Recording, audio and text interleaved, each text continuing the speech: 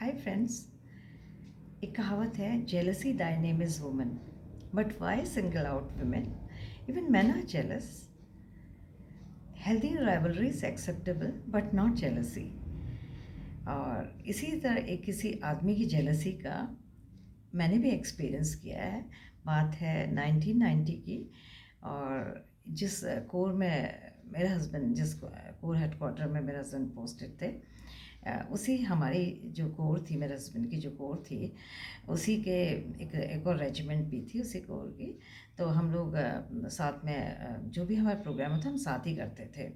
तो जो पूरे जो कैंट जो था, जो जिस जिस कोर में आता था, उसको पार्टी कोर कहते थे, क्योंकि वहाँ बहुत ही काफ़ी एक्टिविटीज़ होती थी, बहुत से क्लब्स एक्टिविटीज़ थी, हर समय पार्टीज़ होती रहती, कुछ ना कुछ चलता रहता था।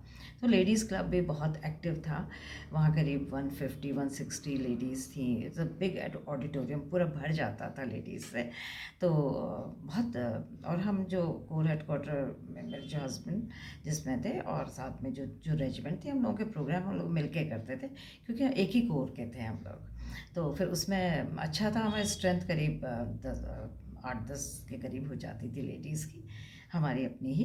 तो वहाँ जब जब कोई प्रोग्राम होता था तो हम लोग मिलके ही करते। तो एक बार हुआ है कि जीओसी की वाइफ से ऑर्डर आ गया कि मतलब जो दूसरी जो रेजिमेंट की जो सीओ थी, उसकी वाइफ को, उनकी वाइफ को, कि अभी आपके लिए फरा एक डेट उन्होंने फिक्स कर दी, इसमें आप लोग की तरफ से डेमो होगा कुकिंग का कोई भी। अब मेरे हस्बैंड जूनियर मोस्ट मेजर थे, और मैं उनकी वाइफ, तो पकड़ी मैं ही जाती थी। तो मेरे से कहा कि तुम डेमो दे देना, और तो कोई है नहीं। तो मैंने कहा कि मैंने कभी डेमो नहीं दिया ऐसे, मैं कोई कुकिंग एक्सपर्ट तो हूँ नहीं जो मैं डेमो दूँ।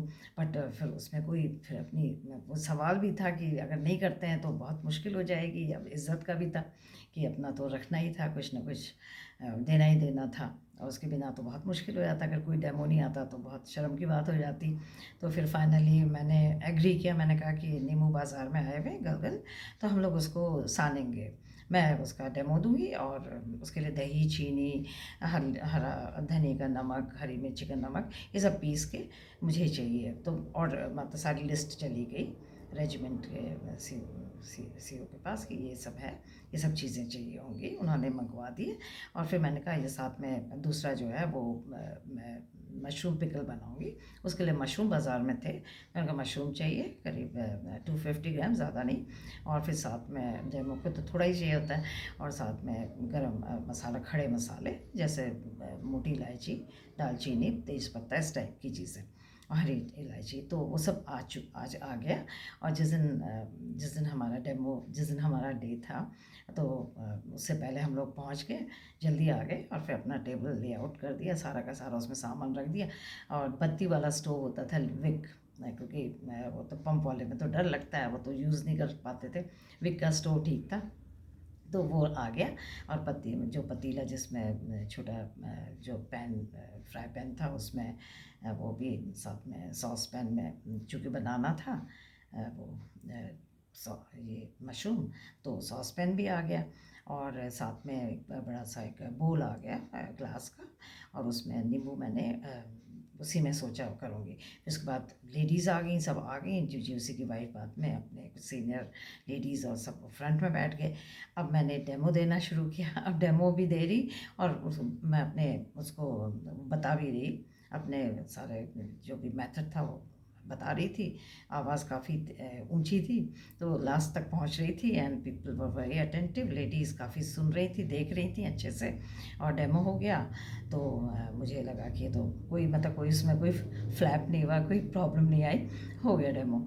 फिर मैंने उठा के वो जो डोंगा था जिसमें मैंने नींबू सान के रखा था, वो दही अच्छा सा बहुत ही खूबसूरत लग रहा था, वो ले जाके मैंने जीओसी की वाइफ के पास गई। मैंने कहा कि ये है, ये बना है। तो she was very happy to see that.